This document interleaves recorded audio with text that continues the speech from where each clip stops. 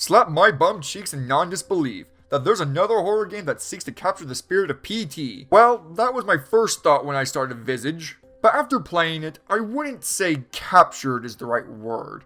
More like they hauled out the corpse to wear it as a Halloween costume. Me saying that makes it sound like Visage is an uninspiring horror game. In some regards, that is true. It feels like Visage is a culmination of a decade's worth of horror games mixed into one. But that isn't a bad thing. Turns out, quite the opposite. Visage is a wonderful, atmospheric horror game that delivers a great amount of thrills and scares, while paying homage to the horrors that inspired it. There are two major aspects you should be cautious about before diving in. Visage can be slow as a sloth attached to a wrecking ball, and its directions are murky at best. It could take half the day before you encounter an actual threat, and that might partially be due to the lack of directions. I'm not complaining. It's refreshing to play a game that respects the intelligence of the player and trusts them to piece the clues together. The game uses that opportunity of being lost in the slow pacing to build up the atmosphere and tension to an incredibly high degree.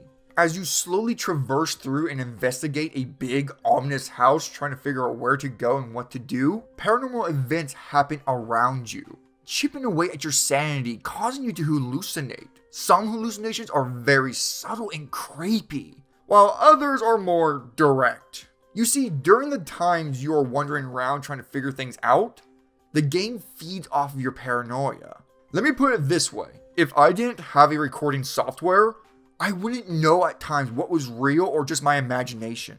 However, this kind of pacing and vagueness is a double-edged sword. Yes, it does do a great job of instilling fear and dread.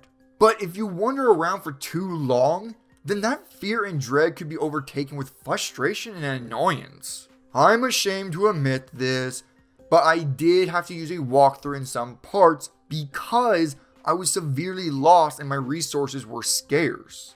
If you wander around in the dark for too long, then your sanity will drop. At that rate, you can become accustomed to the scares and not be really affected by the atmosphere anymore. Well, at least until the next set of events happen, then the cycle begins again. I don't mind this too much, but I know there are gamers out there that would be turned away by this. Another thing that might turn players away is a lack of combat. Despite being able to carry things that could be used as weapons like a sledgehammer or a crowbar, you can only run away from threats. Well, not run, more like briskly walk away from them. So if you get stuck in a corner or turned around, you might as well bend over and kiss your sweet apple cheeks goodbye.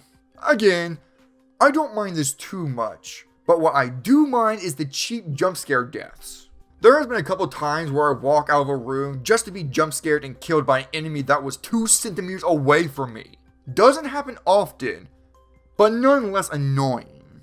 Besides that, the horror aspect is delivered exceptionally well, and that is mostly due to the game's fantastic atmosphere and subtlety. The atmosphere has a great amount of detail and thought put into it. You can remove all the dialogue in this game and still get a good grasp of the story, because the atmosphere truly tells the narrative. It's subtle, leaving little visual clues for you to piece the narrative together, and some of the imagery can be outright disturbing or breathtaking. I will say one of the disappointing aspects in Visage is the item management. I never really felt like I had to make risky changes because one of the items, the pills, are mostly useless. You use pills to restore your sanity, but you really don't need them because just standing in a well-lit room restores your sanity. Plus, each bottle contains at least 4 or 3 pills, so you don't need more than 1 or 2 bottles. When it came down to choosing having a lighter or a pill bottle, I always picked the lighter. I didn't need to use the pills until late into the game. Finally, let's move on to the story. The game begins after our blank-faced protagonist pulls off 4 sweet headshots.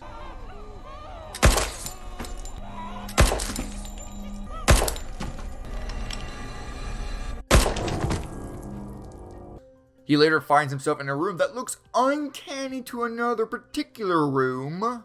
He leaves PT to find his place has a serious case of being haunted by evil spirits, and that's all you're going to be getting for a while.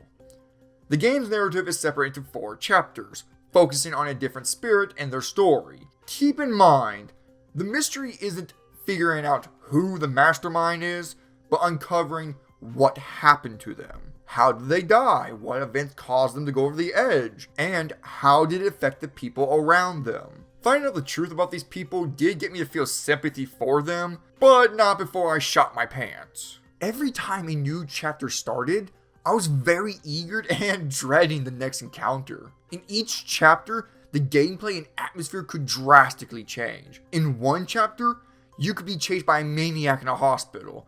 In another, you have to find your way out of a fourth dimensional labyrinth? Each chapter keeps things fresh, interesting, and engaging. The last disappointing aspect is the game's ending. I won't spoil it, but it feels a little anticlimactic.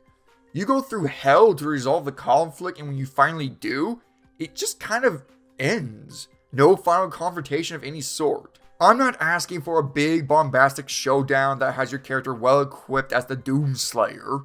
Just something a bit more to make the story feel more complete. Which is kind of a pisser because the story was very intriguing and gripping at times. It doesn't do anything bold or innovative in the story department. You have seen this type of story before, but the presentation and subtlety is what makes it great. Not going to say what happens in the story, because I want you guys to go in as blind as possible, so that way the reveals are more impactful. Other than that, Visage is a fantastic horror game that delivers on scares, subtlety, atmosphere, and storytelling. It doesn't do anything new or innovative, but it doesn't need to, and the gripes I do have with the game are just small little spits that doesn't damage the overall experience. If you're a horror connoisseur like me, or just looking for a good scary game to play next Halloween, then you should pay this game a Visage.